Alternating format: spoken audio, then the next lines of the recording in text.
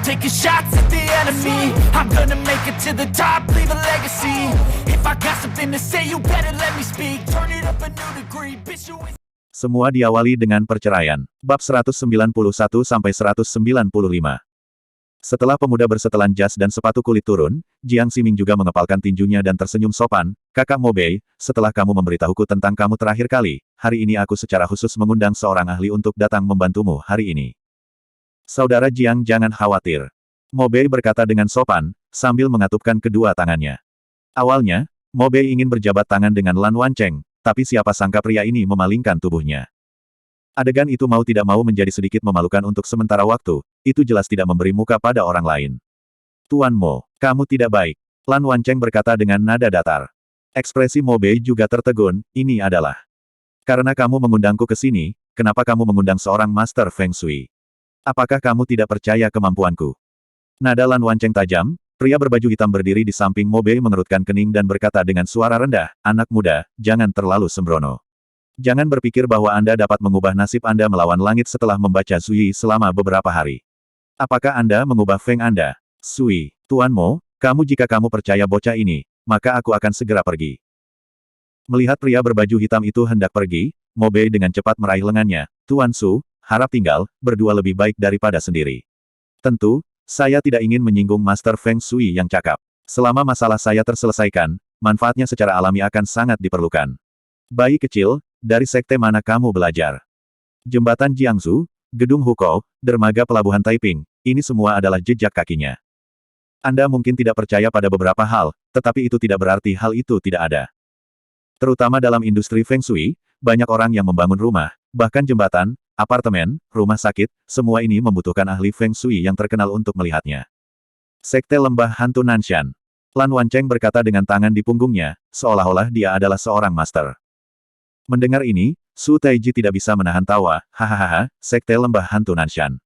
Para pembohong di Jianghu suka menyebut diri mereka pewaris Sekte Lembah Hantu Nanshan. Selama ada yang bisa membacanya dengan akurat, aku tidak akan kehilangan sepeser pun dari hadiah yang aku janjikan. Mo Bei juga memandang keduanya dan tersenyum ringan. Dia juga percaya bahwa Jiang Ximing tidak hanya akan menemukan seorang penipu di sini, tetapi Su Taiji ini juga merupakan sosok yang relatif besar dan terkenal di Jiangsu. Jadi pada akhirnya siapa yang harus digunakan, kenapa Anda tidak mengetahuinya secara langsung? Tuan Muda Mo, Anda tidak menganggap saya terlalu serius karena meminta saya untuk membandingkan dengan anak ini, kan? Saya keturunan lebih dari 600 generasi dari sekte terkenal, dan saya di sini untuk bersaing dengan anak berusia 20 tahun dalam pertarungan dalam seni menghitung Feng Shui. Jika orang-orang dari sekte saya mengetahuinya, bukankah mereka akan menertawakan saya? Su Taiji berkata dengan suara dingin dengan jijik, kalau begitu kamu gunakan saja dia, dan aku akan pergi. Setelah selesai berbicara, Tuan Su hendak berbalik dan pergi, tapi bagaimana mungkin Mo Bei membiarkannya pergi begitu saja? Dia bergegas maju dan meraih lengannya dan memohon, Tuan Su, jangan impulsif, mungkin ada cara lain untuk melakukan ini. Meskipun Mo Bei juga percaya bahwa orang yang diundang Jiang Ximing juga mampu, tetapi Su Taiji ini terkenal di kota Jiangsu, dan setiap bangunan besar membuatnya datang ke lokasi untuk mensurvei Feng Shui. Orang ini pasti lebih bisa diandalkan daripada menggunakan anak muda. Industri Feng Shui memiliki satu kesamaan dengan pengobatan Tiongkok, yaitu, secara umum diyakini bahwa semakin tua seseorang, semakin berpengalaman mereka, dan semakin baik juga keterampilan mereka. Saudaraku, aku sangat menyesal. Mungkin kamu harus kembali dulu. Mo Bei berbalik dan menatap Lan Wancheng dengan senyum masam dan berkata, lalu dia mengeluarkan cek dari pakaiannya dan menulis 100.000 yuan di atasnya, kamu ambil sedikit uang ini, hari ini tidak buang-buang waktu.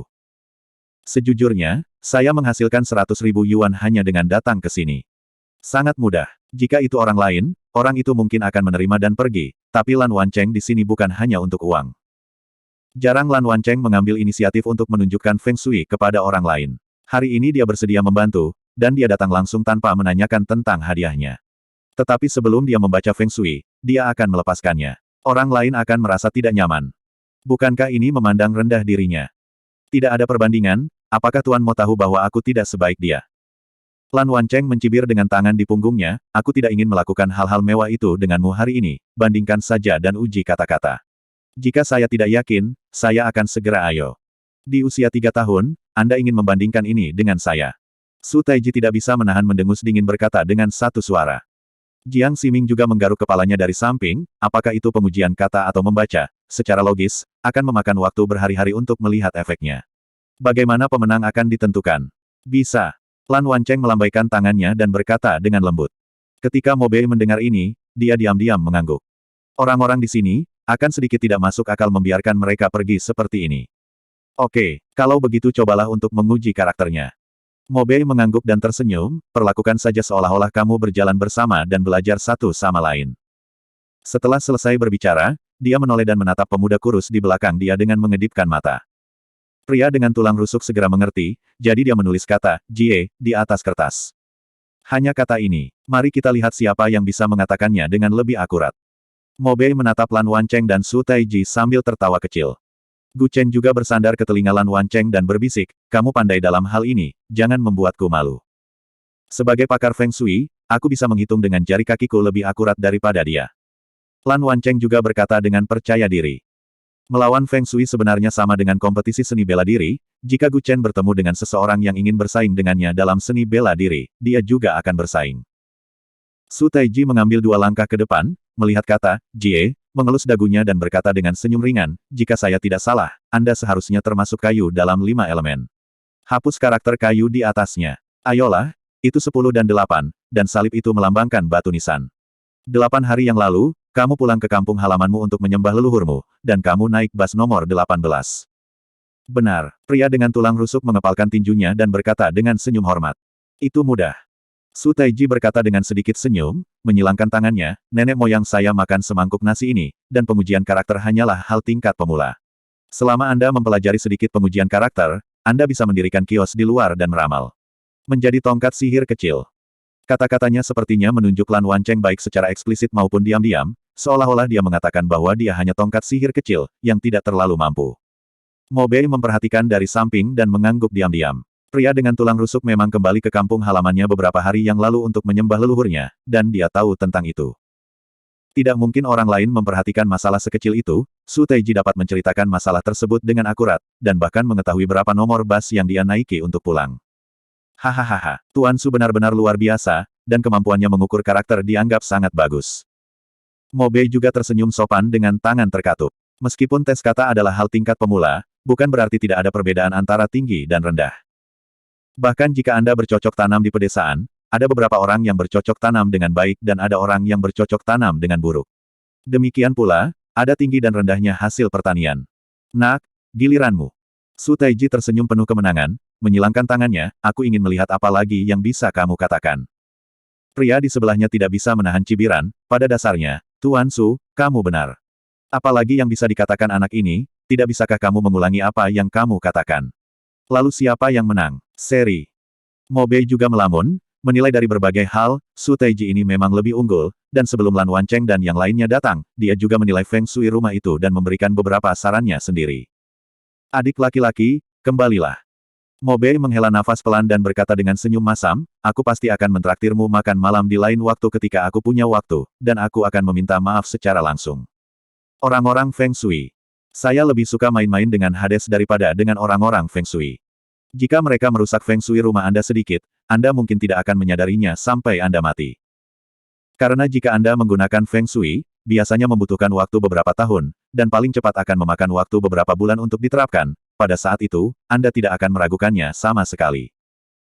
Selain itu, Lan Wancheng datang ke sini untuk membantunya menangani berbagai hal, dan mereka yang memiliki EQ sedikit lebih tinggi akan mengirim orang pergi dengan ramah. Ini 300.000, adik, terimalah. Mo Bei menambahkan 200.000 lagi ke cek dan berkata sambil terkekeh, aku merepotkan saudara Jiang hari ini, aku benar-benar minta maaf. Ini murni untuk Jiang Ximing. Demi Mo Bei, dia mengundang orang ke sini, dan sekarang biarkan mereka pergi, jelas mereka tidak memberinya muka. Jadi Mo Bei juga berencana menghabiskan sedikit uang, agar tidak merusak perdamaian di antara teman-teman. Memegang cek 300.000, Jiang Ximing menoleh untuk melihat Gu Chen dan Lan Wancheng dengan senyum masam dan berkata, lihat ini. Tuan Muda Mo, saya akui bahwa Anda memiliki sedikit uang, tetapi visi Anda benar-benar rendah. Sudut mulut Lan Wancheng sedikit terangkat dan dia mencibir, aku belum mengatakan apa-apa. Apakah melanggar aturan bagimu untuk mengeluarkan perintah untuk mengusir tamu dengan tergesa-gesa? Mo Bei sedikit mengernyit, dia berkata dengan nada buruk, apa maksudmu? Pengujian kata itu sederhana, tetapi semakin sederhana, semakin dapat membuktikan kemampuan seseorang. Mendengar kata-kata Lan Wancheng, Su Taiji tidak bisa membantu mencibir, maksudmu kamu bisa melihat sesuatu yang lain. Jika aku tidak salah, kamu kembali dan mengunjungi makam kakekmu. Lan Wancheng melihat ke pria tulang rusuk itu bertanya. Pria dengan tulang rusuk menyatukan tangannya dan mendengus, lalu kenapa? Orang tua saya masih di sini, jadi mungkin saya akan kembali mengunjungi kuburan mereka. Dibagi menjadi 10 dan 8, ini benar, dan memang benar 10 melambangkan kuburan. Lan Wancheng belum selesai berbicara, Su Taiji tidak bisa menahan cibiran, kenapa? Apakah Anda akan mengatakan apa yang saya katakan berulang kali, sehingga itu menjadi milik Anda? Dia mengabaikan orang ini dan terus menunjuk kata, Jie, dan berkata, apakah kuburan kakekmu 10 kilometer jauhnya dari rumahmu? Ya, itu benar. Pria tulang rusuk itu tidak bisa membantu tetapi mengangguk dengan cepat dan berkata dengan perubahan tampilan. Kamu sama sekali tidak kembali beribadah. Kamu kembali untuk memindahkan kuburan. Karena seseorang menginginkan tanah kuburan kakekmu dan dia membelinya seharga 80.000 yuan. Dan ketika Anda memindahkan kuburan sejauh 8 kilometer, abu kakek Anda jatuh ke tanah dan berserakan di mana-mana. Lan Wancheng berkata dengan nada tegas. Kaki pria tulang rusuk itu mulai gemetar ketakutan. Mo Bei juga menyingkirkan tatapan menghina sebelumnya, dan menatap Lan Wancheng dengan serius. Baru saja Su Taiji mengatakan sebagian benar, dan itu jelas dangkal. Tetapi Lan Wancheng dapat mengatakan sesuatu yang lain, yang menunjukkan bahwa kemampuannya jauh lebih tinggi daripada kemampuan Su Taiji. Tuan Lan, saya tidak mengerti satu hal. Mo Bei berkata dengan curiga, mengapa kamu memisahkan kata, kayu? Apakah keempat titik air berikut ini tidak ada artinya? Pertanyaan bagus. Lan Wancheng meletakkan tangannya di punggungnya dan tersenyum ringan, Tuan Muda Mo, lihat kata, Jie, yang dia tulis. 4 titik air di bawah terlihat seperti 4 batang dupa yang menempel di dalamnya. Jangan bilang, ini sedikit seperti itu. Petik 2. Orang normal menulis kata ini dengan 4 poin berikut harus lebih mencolok dan lebih santai. Tapi 4 titik air yang ditulis oleh tulang rusuk itu seperti 4-1. Seperti yang saya katakan tadi, di atas kayu melambangkan makam, dan 4 titik air di bawahnya secara alami adalah 4 batang dupa. Lan Wancheng menyatukan tangannya dan berkata dengan senyum tipis, saat kita menyalakan dupa, biasanya kita menyalakan 3 batang, yang melambangkan surga, bumi, dan manusia. Tapi dia menyalakan 4. 4 melambangkan roh jahat. Terutama 4 batang dupamu ditarik dari kuburan orang lain. Tidak mengherankan, akan ada bencana dalam 3 hari. Dang! Ini menakuti pria dengan tulang rusuk yang langsung berlutut di lantai. Tuan, tolong aku, tolong aku. Pria tulang rusuk itu berlutut di lantai dan bersujud setelah plop. Aku bilang seberapa miskinnya kamu. Tidak masalah memindahkan kuburan, tetapi mengapa Anda tidak membakar beberapa uang kertas, dan Anda harus mengikuti kuburan lain? Bahkan dupa, jika Anda memindahkan uang orang mati, mereka akan mengambil keberuntungan Anda. Dalam 3 hari terakhir, lakukan sendiri. Lan Wancheng juga berkata dengan jijik di wajahnya. Ketika dia pertama kali memasuki pintu, dia melihat bahwa wajah pria ini berumur pendek itu termasuk wajah berumur pendek seperti itu, dan dia tajam dan kejam. Dia bahkan mengambil peti mati milik orang tuanya dan ingin terus berjudi. Orang seperti ini ditakdirkan untuk tidak memiliki akhir yang baik, dan jika kerabat tidak mengenalinya, itu tidak dapat diterima. Tolong saya, Grandmaster, tolong bantu aku. Petik 2. Pria tulang rusuk itu masih berlutut di lantai dan terus bersujud. Tapi tidak ada orang yang menanggapinya sama sekali. Pria tulang rusuk itu berbalik dan memeluk paha Mo Bei lagi dan meratap, Tuan, lihat aku. Demi telah mengikuti Anda begitu lama, tolong bantu saya. Jika kamu ingin menghancurkan roh jahat, maka segera lakukan perbuatan baik, jika tidak, tidak ada yang bisa membantumu. Lan Wancheng berdiri di belakangnya dan berkata dengan datar. Begitu kata-kata ini keluar, pria tulang ruauk itu tidak bisa menahan diri untuk melepaskan paha Mo Bei, dan bergumam pada dirinya sendiri, ya, ya, ya. Berbuat baik, aku akan segera mengembalikan buku tabungan yang kucuri kepada orang tuaku, dan segera kembalikan. Ada pepatah yang mengatakan, ada dewa ketika Anda mengangkat kepala 3 kaki. Orang miskin pasti memiliki sesuatu untuk dibenci, dan orang seperti pria tulang rusuk harus berakhir sebagai pengkhianat. Meskipun dia mengatakan ingin mengembalikan buku tabungan, itu mungkin karena dia takut dengan kata-kata Lan Wancheng saat itu. Ketika dia takut, dia pergi ke kasino untuk memainkan beberapa permainan, bagaimana dia bisa peduli dengan hal itu? Kembalilah dan selesaikan urusan keluargamu sebelum kamu kembali. Mo Bei menatap pria tulang rusuk dengan ekspresi jijik dan berkata dengan suara yang dalam. Uang kertas pemujaan leluhur pun enggan dibeli, orang seperti ini ditakdirkan tidak memiliki status, apalagi masa depan. Oke, aku akan kembali dan segera melakukannya. Pria tulang rusuk itu juga berkata dengan tergesa-gesa. Setelah beberapa saat, dia berlari keluar pintu. Melihat punggung pria itu, Gu Chen hanya bisa mencibir dan berkata, jika saya tidak salah, dia tidak akan pulang, tetapi pergi ke aula perjudian. Ketika roh jahat diberdayakan, bencana terjadi dan sudah dekat. Kecuali dia yang menyelamatkan dirinya sendiri, tidak ada yang bisa menyelamatkannya. Lan Wancheng juga menggelengkan kepalanya tanpa daya, benar saja, pasti ada sesuatu yang dibenci tentang pria malang ini. Tes kata sederhana barusan sangat mengasyikkan. Meskipun Su Taiji juga mencapai beberapa poin, dia tidak mengatakan sesuatu yang lebih dalam. Mo Bei juga memiliki beberapa evaluasi di dalam hatinya. Kalian berdua memiliki kelebihan masing-masing. Kalau tidak, aku akan mengajakmu berkeliling untuk melihat bagaimana Feng Shui rumah ini. Aku sangat berharap kalian berdua bisa membantuku. Wajah Su Taiji jelas tidak terlalu bagus sekarang, dan dia merasa sangat malu. Sekarang Mo Bei jelas lebih menaruh harapannya pada Lan Wancheng. Namun, pengujian karakter tidak mewakili level Master Feng Shui. Melihat Feng Shui hanya dapat mencerminkan kemampuannya. Oke, lalu pergi dan lihat bagaimana keseluruhan Feng Shui. Su Taiji juga setuju. Dia mengangguk dan tersenyum ringan. Kemudian sekelompok orang datang ke villa, belum lagi pekarangannya benar-benar kosong. Logikanya, seharusnya tidak ada masalah Feng Shui di sini karena dikelilingi gunung dan sungai. Apakah bisnis Tuan Mo tidak berjalan dengan baik baru-baru ini, dan Anda sering mengalami mimpi buruk? Dan di tengah malam, Anda masih merasakan jantungnya diremas. Lan Wancheng berjalan berdampingan dengannya dan tertawa kecil. Ya. Mo Bei mengangguk lagi dan lagi, memang benar, aku selalu merasa seperti jantungku sedang diremas ketika aku sedang berbaring untuk tidur di malam hari. Semua orang berbalik dalam lingkaran besar. Pada akhirnya, dia kembali ke aula depan. Sejujurnya, Lan Wancheng tidak melihat ada yang salah dengan Feng Shui rumah ini. Di kota Qinglong Huksue, ada air di belakang pegunungan depan dan belakang, yang merupakan lokasi yang sangat baik untuk Yang Sai. Keduanya, bisakah kamu melihat di mana masalahnya? Mo Bei bertanya dengan rasa ingin tahu. Su Taiji juga membuka kipasnya sendiri, rumah leluhur Tuan Muda Mo memiliki Feng Shui yang sangat baik. Dari sudut pandang saat ini, seharusnya tidak ada yang salah dengan itu. Ada masalah dengan saudaramu, kata Lan Wancheng datar. Hahaha. Segera, Su Taiji dan Jiang Ximing tertawa terbahak-bahak. Apa yang kamu tertawakan? Gu Chen juga menatap keduanya dengan ekspresi bingung dan berkata. Jiang Ximing juga tersenyum kecut, kakak Gu, kamu mungkin tidak tahu bahwa Mo Bei tidak punya saudara laki-laki. Dia adalah anak tunggal. Aku sudah mengenal pria ini selama bertahun-tahun, dan dia pernah belajar di luar negeri sebelumnya. Nasib sulit, saudara dan saudari tidak memiliki kemuliaan. Dengan kata lain, dia terlihat seperti anak tunggal. Kalaupun ada saudara laki-laki, pasti akan mati muda. Su Taiji sedikit mengangguk dan berkata. Dia telah melihat orang selama beberapa dekade, dan biasanya dia tidak berbicara, tetapi jika dia berbicara, dia tidak akan pernah salah. Ya, saya bisa membuktikan bahwa Xiao Bei benar-benar satu-satunya putra di keluarga. Jiang Ximing juga berkata dengan senyum masam. Tapi Lan Wancheng bersikeras bahwa dia memiliki saudara laki-laki lain, dan masalah ini disebabkan oleh saudara laki-lakinya yang lain. Atau apakah saudara perempuan? Mo Bei juga bertanya dengan senyum masam. Jika aku tidak salah, kamu masih punya kakak laki-laki. Dan dia lahir di tahun yang sama, di bulan yang sama, dan di hari yang sama denganmu. Pada saat ini, senyum di wajah Mo Bei langsung berkumpul. Tidak hanya itu, sudut mulutnya sedikit berkedut, jelas dipukul oleh Lan Wancheng. Su Taiji juga diam-diam berteriak tidak baik, Tuan Muda Mo, ayahmu tidak punya anak haram di luar sebelumnya, kan? Saya dapat melihat bahwa Anda terlihat seperti anak tunggal. Jika ayah Anda memiliki anak haram karena bukan ortodoks, Anda masih anak tunggal. Mo Bei tidak mengatakan apa-apa, hanya melihat kepala pelayan di sebelahnya, ayo, antar tamu. Hehe, aku sudah mengatakan bahwa Tuan Muda Mo adalah anak tunggal.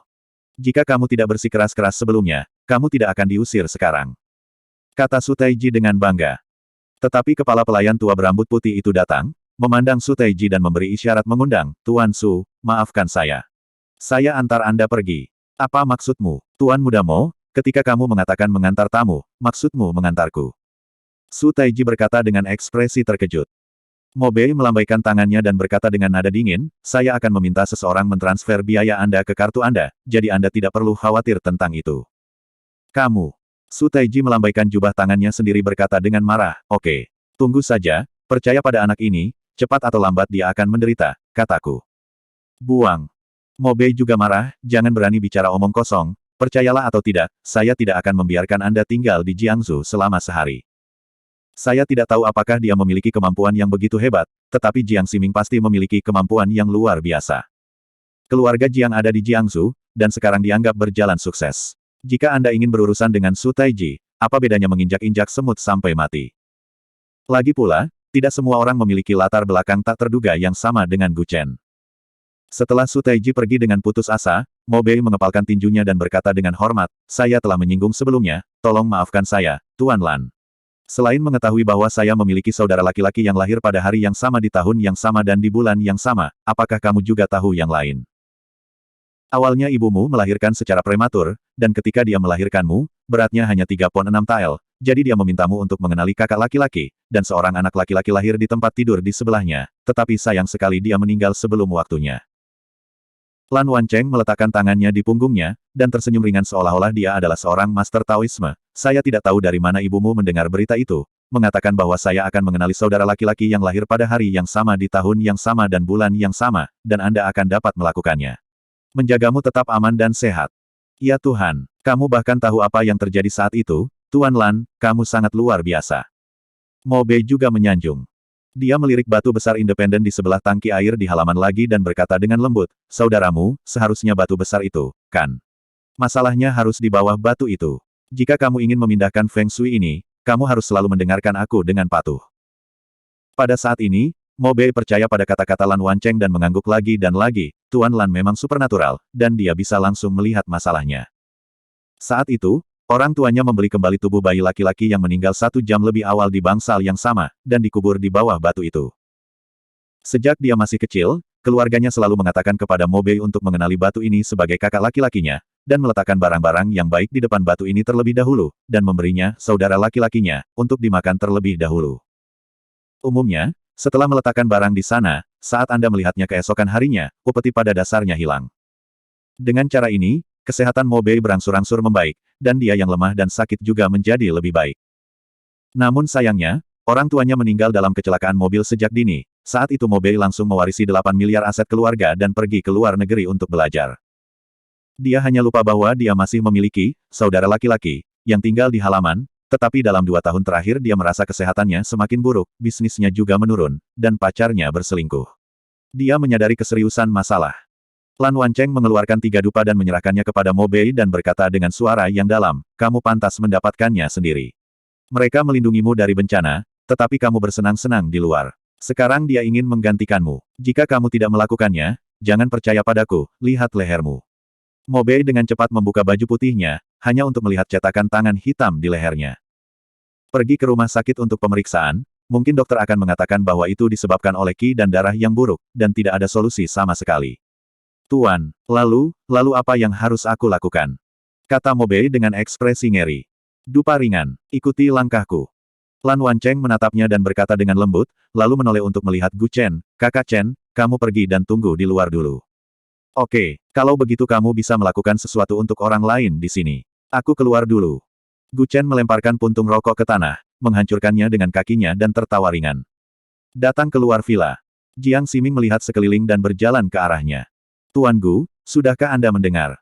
Gu Chen menatapnya dengan curiga, "Apa yang kamu dengar?" "Keluarga Jiang baru-baru ini mengundang seorang ahli. Dikatakan bahwa dia berasal dari ibu kota." Jiang Ximing berkata dengan hati-hati. "Ahli dari ibu kota." Kata ini segera membuat Gu Chen memperhatikannya. "Siapa namanya?" dia bertanya dengan tatapan waspada. Jiang Ximing melihat sekeliling, dan setelah memastikan tidak ada orang di sana, dia berbisik, "Dikatakan bahwa itu disebut Xiao Tiandao." Xiao Tiandao. Gu Chen tidak bisa menahan cemberut ketika mendengar nama itu. Di matanya, api yang berkobar menyala lagi. Seolah-olah semua yang terjadi saat itu diingat dengan jelas. "Tuan Gu, Tuan Muda Gu, Kakak Gu." Melihat dia linglung dan tidak berbicara, Jiang Ximing memanggilnya 3 kali, dan bahkan mendorongnya dengan tangannya. "Ada apa?" Gu Chen tiba-tiba terbangun dan menatapnya. Dikatakan bahwa Xiao Tiandao ini adalah ahli seni bela diri. Dia juga ayah baptis Jiang Feng ini, karena dia telah berada di dunia sepanjang hidupnya, menyinggung banyak musuh, dan istri serta anak-anaknya terbunuh. "Di mana kamu kenal dia?" Jiang Ximing mengeluarkan sebatang rokok dari tasnya, menyalakannya, menarik napas dalam-dalam dan mendesah pelan. Ketika dia melihat Jiang Feng, dia berkata bahwa dia ingin membawanya sebagai anak baptis. Setelah cacat, kata telah dirilis bahwa tubuh pria yang melakukannya akan dipotong-potong.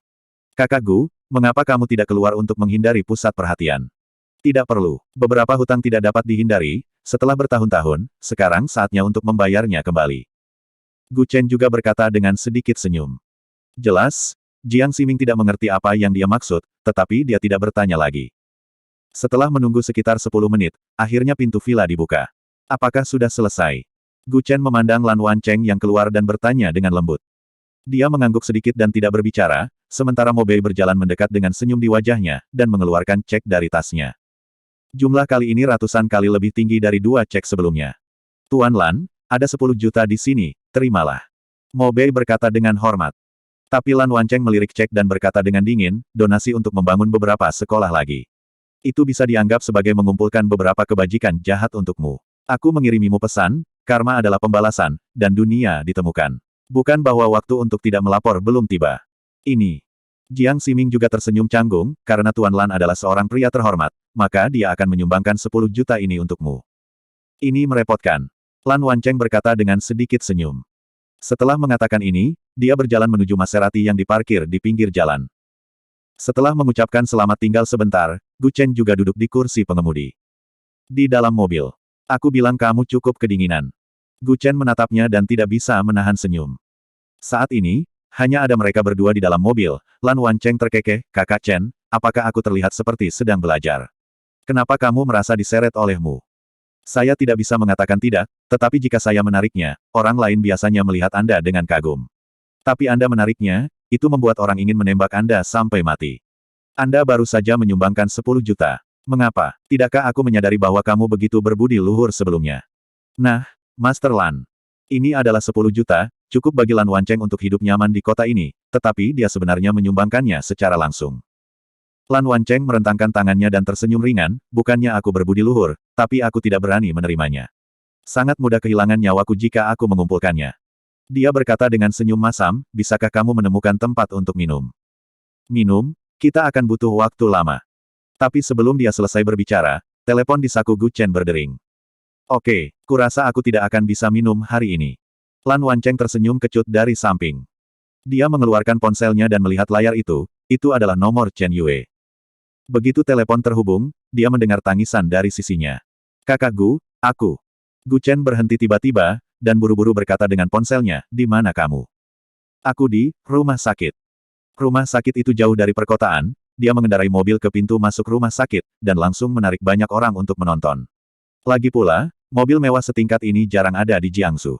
Bahkan ada gadis yang menawarkan untuk menambahkan WeChat Gu Chen, tetapi mereka semua ditolak olehnya.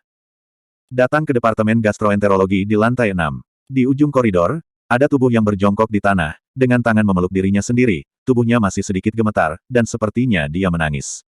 Dari sosok ini, Gu Chen mengenalinya sekilas, itu adalah Chen Yue.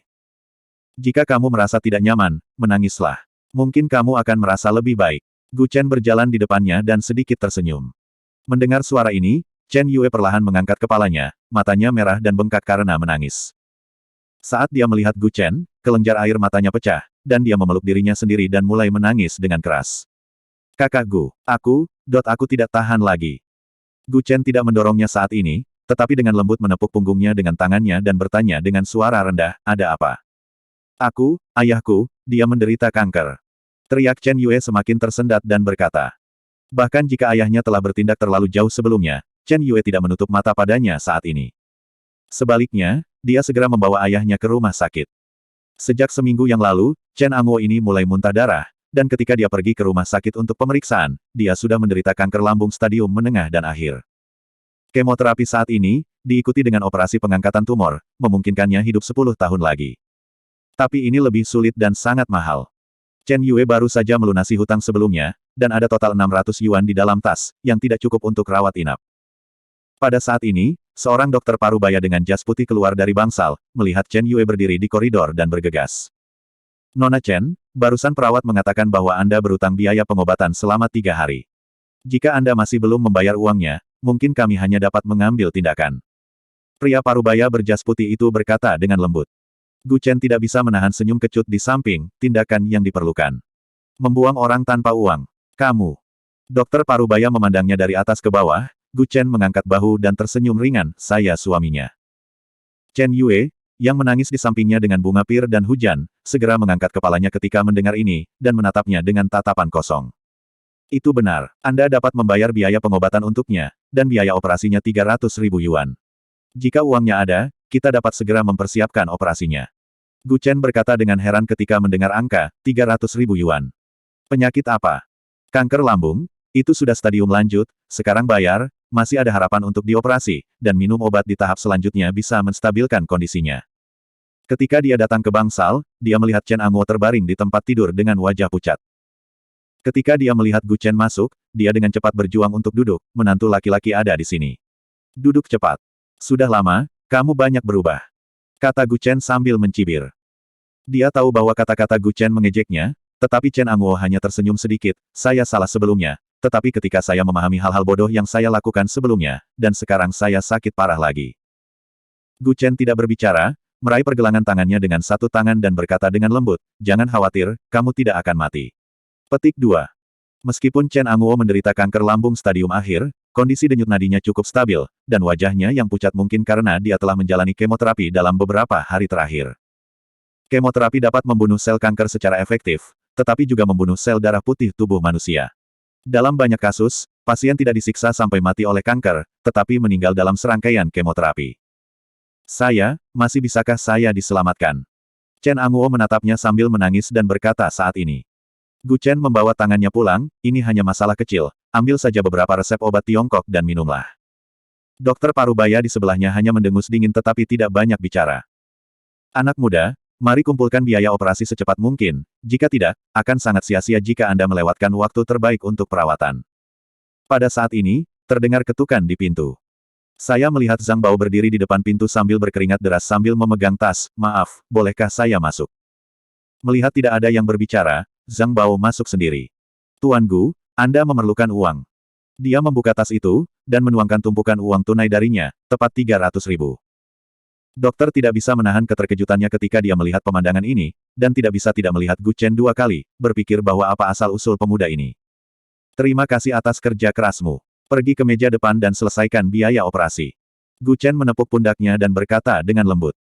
Jangan lihat tindakan menepuk pundaknya, itu lebih berguna daripada memberi uang, setidaknya itu berarti hubungan keduanya sudah baik.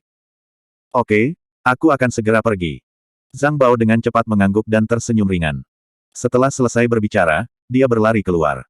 Kanker lambung ini sudah stadium menengah dan akhir, ternyata Gu Chen mengatakan itu juga bisa disembuhkan dengan pengobatan tradisional Tiongkok. Tetapi dia merasa tidak ada gunanya membuang energinya untuk Chen Angwo. Dia lebih suka menghabiskan lebih banyak uang daripada repot. Meskipun dia yakin bisa menyembuhkan kanker, harganya sangat tinggi, dan dia akan menghabiskan setidaknya sepertiga dari kekuatan internal, itu tidak akan kembali dalam waktu singkat.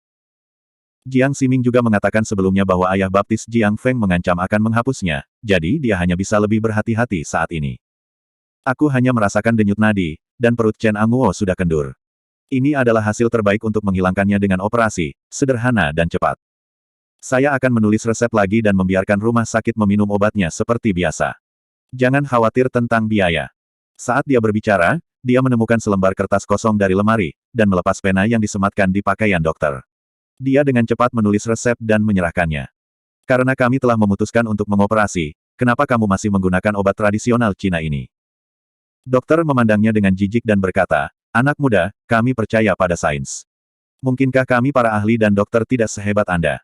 Saat ini kanker di perutnya sama sekali tidak bisa mengandalkan obat-obatan modern. Anda hanya bisa mengandalkan pengobatan Tiongkok. Jika saya tidak salah, rumah sakit Anda juga menggunakan obat tradisional China untuk pengobatan di tahap selanjutnya. Gu Chen melambaikan tangannya sedikit dan berkata. Pada saat ini, tubuh Chen Yue yang menjuntai tiba-tiba roboh. Dokter sangat ketakutan sehingga dia bergegas untuk mendukungnya. Gadis kecil, apakah kamu baik-baik saja? Chen Yue menggelengkan kepalanya sedikit, dan Gu Chen meraih pergelangan tangannya untuk merasakan denyut nadinya. Denyut nadinya sangat tidak teratur, dan dia masih lemah. Tidak apa-apa, tidak akan seperti ini jika kamu tidak istirahat selama 2 hari. Gu Chen berkata dengan lembut di samping, baiklah, aku akan mengantarmu pulang dulu. Iya. Dia menjawab dengan samar, dan mengikuti Gu Chen keluar dari bangsal. Dokter pria parubaya itu terus melihat resepnya. Seorang lelaki tua berjas putih baru saja lewat di persimpangan di luar pintu, tetapi terjatuh kembali. Kei, apa yang kamu lakukan di sini? Lelaki tua itu memandangnya dengan curiga dan berkata, masih ada pasien yang menunggumu di sana. Ini, baru saja seorang pemuda mengatakan bahwa resepnya bisa menyembuhkan kanker. Bukankah itu omong kosong? Dokter pria parubaya berkata sambil tersenyum masam. Pria tua itu berjalan menuju bagian dalam bangsal, coba saya lihat apa resepnya. Kamu juga seorang dokter pengobatan Tiongkok. Lihat, Aku tidak bisa memahaminya, itu seperti jimat hantu. Ketika lelaki tua itu mengambil resep dan melihatnya, matanya tiba-tiba melebar, dan dia tampak terkejut, mengapa saya tidak berpikir untuk menggabungkan bahan obat semacam ini untuk pengobatan? Resep ini memang obat kanker perut, dan ini cara yang baik untuk membersihkan air pekat. Di mana pemuda itu? Saya ingin menanyakan beberapa pertanyaan tentang pengobatan Tiongkok. Hah, Tuan Tian, apakah Anda ingin mengajukan pertanyaan kepada pemuda itu? Bersambung.